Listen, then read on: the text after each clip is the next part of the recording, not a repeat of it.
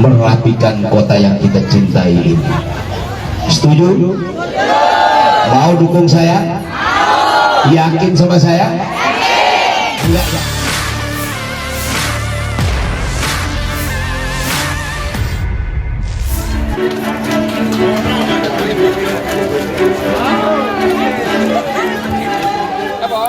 Sejumlah figur calon pemimpin ibu kota sudah mulai belusukan ke masyarakat jelang Pilkada Jakarta 2024. Salah satunya calon wakil gubernur Jakarta Rano Karno atau akrab disapa dengan Bang Dul. Rano menyapa di Rusun BCI RW 16 Cengkareng, Jakarta Barat pada Senin 16 September 2024. Bang Dul dikerumuni emak-emak yang meminta swafoto. Mengenakan kaos putih bergambar dirinya dan Pramono Anung, para warga nampak mengerumuni aktor legendaris itu. Pantauan warta kota di lokasi kejadian nampak para warga berjejer di kanan kiri jalan sembari meneriaki Bang Dul dengan antusias.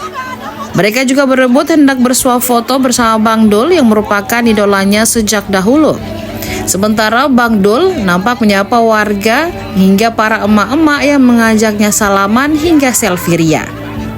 Sementara itu, Rano langsung menduduki kursi yang sudah disediakan di sekretariat RW tersebut.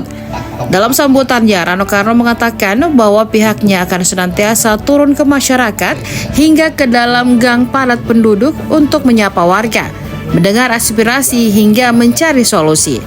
Terdapat momen Rano Karno menyebut ada pimpinan yang ogah turun ke area padat. Menurutnya, pemimpin tersebut tidak seharusnya ada. Ia meminta sosok tersebut untuk tidur saja di rumah.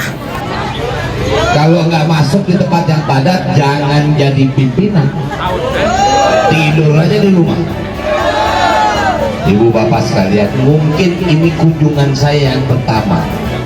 Karena kemarin hampir 11 tahun saya belajarnya jauh